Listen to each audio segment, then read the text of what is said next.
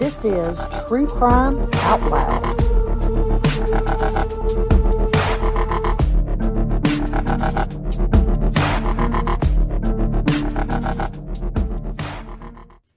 I'm your host, B. And I'm your host, Jen. And the case this week takes place on July 4th and 5th of 2007.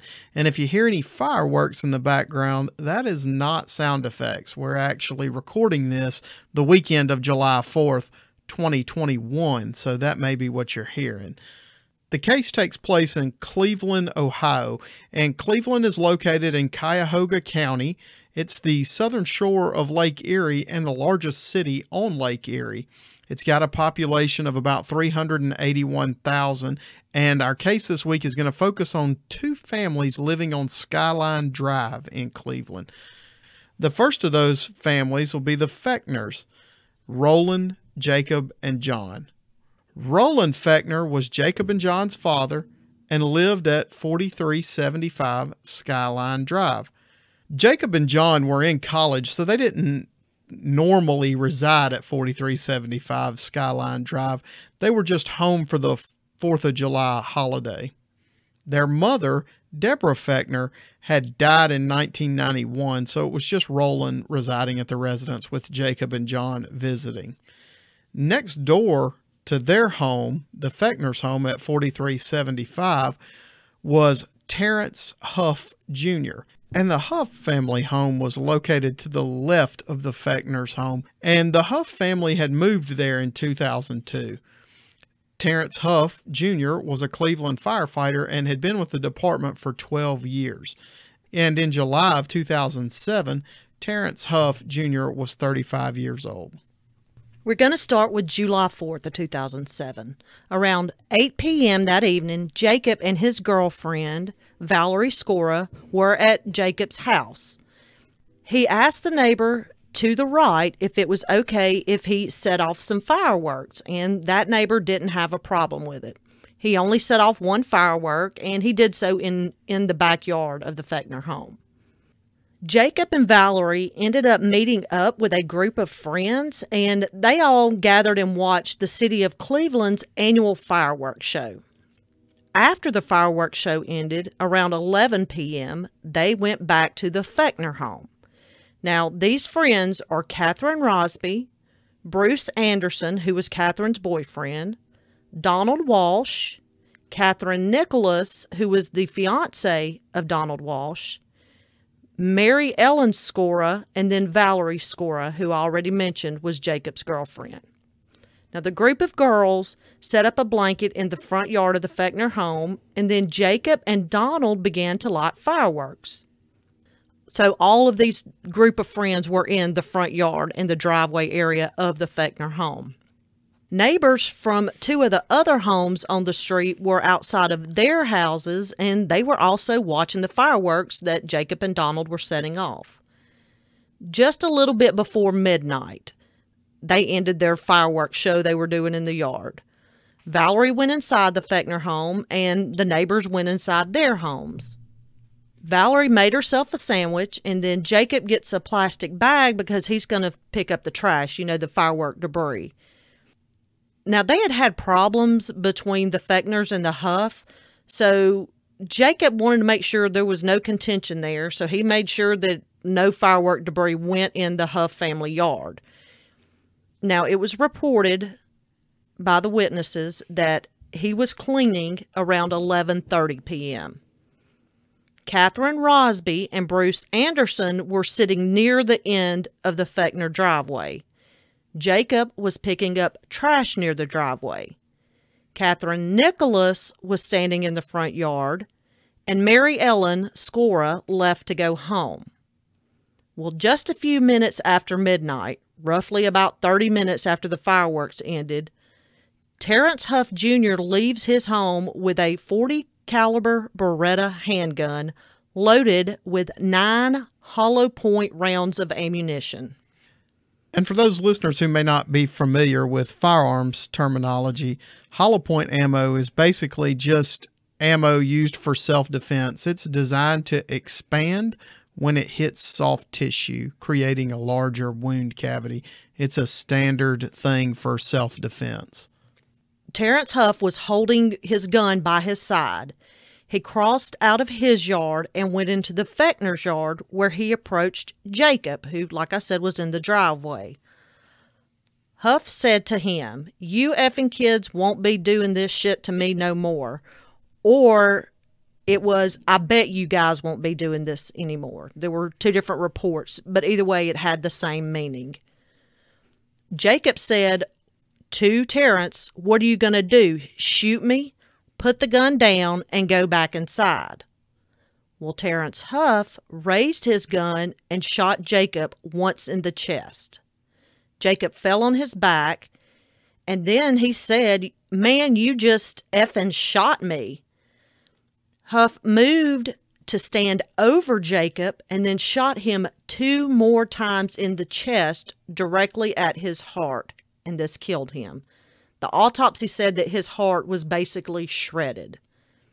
Catherine Rosby, she was seated next to where Jacob was standing, and she thought the gunshots were fireworks. So she kind of tucked her head by her legs and asked Jacob if he was setting off fireworks behind her back.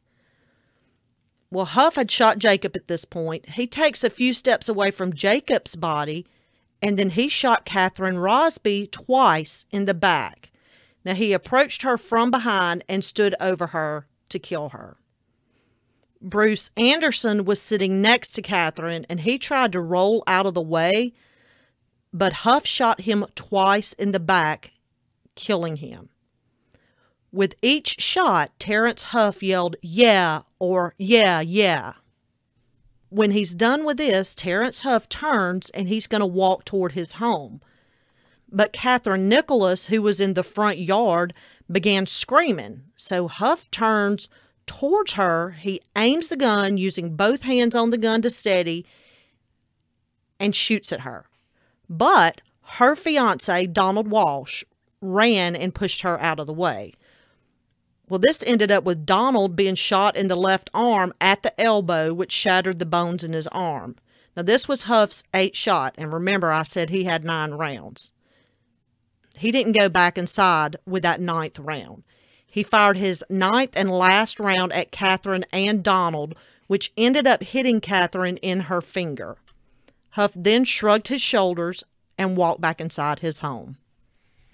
So while all this shooting is going on, also on Skyline Drive, just down the street, there's an off-duty Cleveland police detective named Joseph Bavenzi, and he hears the gunshots, and so he grabs his service weapon and went to the area where he heard the shots. When he gets to the Fechner's home, he sees all this in the yard, and they point toward Hough's home. Detective Bavenzi was only a few houses down, and he was friends with the Houghs. The detective went to the Hough home, and he found Hough seated at the kitchen table, and he asked him what happened. And Hough just told him, I snapped. I shot those people. Did I kill them?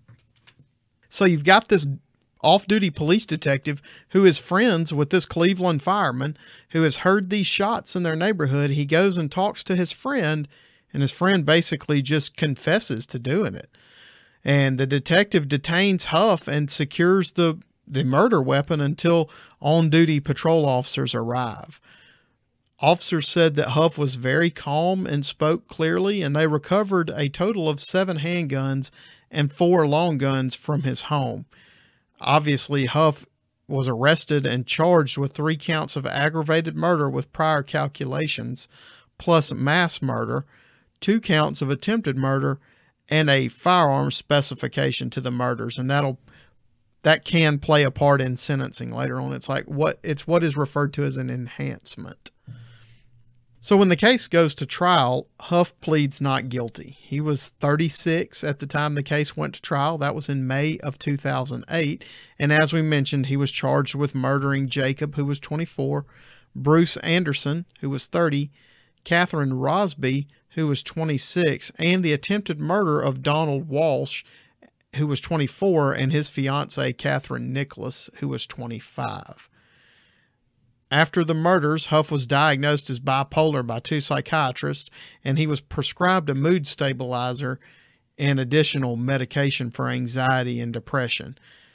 Now, Hough never denied pulling the trigger. I mean, from the moment that Detective Bavenzi asked him the very first time, all the way through the trial, he never denied pulling the trigger, but said that it was a heat of the moment reaction and he snapped.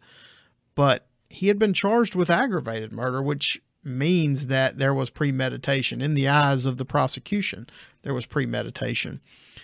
Now, premeditation, it's like, well, how long does premeditation take to take place? I mean, how long does it have before you have premeditated something? Well, the law has no set time frame. You can premeditate a crime in the weeks leading up to that crime, the days or hours leading up to the crime, or even seconds leading up to the crime. If you formulate a plan to carry out this crime, then you have premeditated that crime. Several witnesses called to testify at the trial said that the Fechners and the Houghs had a strained relationship. Hough's wife had called the police 12 times between 2003 and 2005 in reference to Jacob and John, claiming that they had loud noises coming from the home and that there was drug use and underage drinking and other, basic neighborly problems going on that they reported these 12 times. But no one else in the neighborhood complained about Jacob and John. In fact, other testimony at the trial from several other witnesses indicated that Hough was a hothead, and neighbors said that he had a quick temper. Now, his wife, Regina, did testify on his behalf. She said that she put the kids to bed and went to the basement to watch TV, and Terrance went to their bedroom. And she claimed that about midnight, she heard him leave through the bedroom, go into the kitchen, then go outside. Terrance came in a few minutes later, apologized to his wife, Regina, and said, "I took care of it. I took care of the neighbors. I shot them." Regina said he was a gun collector and hunter, but she never thought he was capable of hurting anyone. So the Beretta pistol that he used in the crime is equipped with a safety, and that means that he had to disengage that safety prior to firing the gun. And the prosecution at trial pointed to this as one of those premeditation steps. He disengaged the safety so that the gun would function properly, function at all, really. The Beretta pistol was a semi-automatic handgun, and that basically means that one pull of the trigger will get one round discharged from the firearm.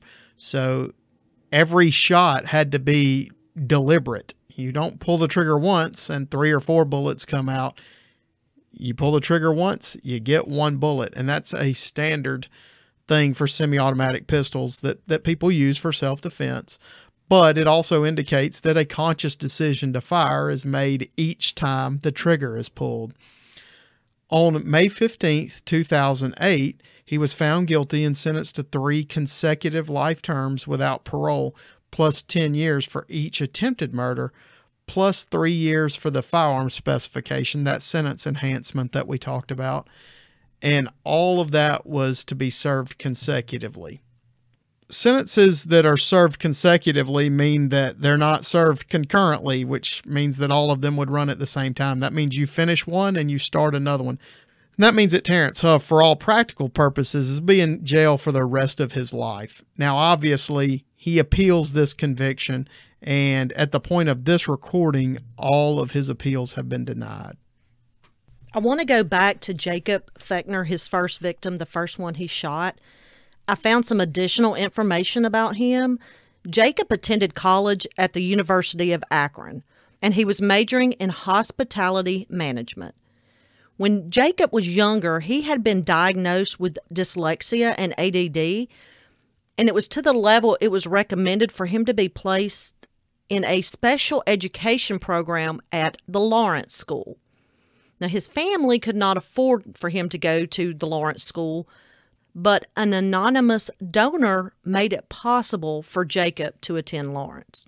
So in 2008, The Jacob Harrison Fechner Fund was established, and this provided scholarships to students with financial hardship so that they could attend Lawrence School. It's just a really horrible case of two families who live next door to each other but were unable to get along.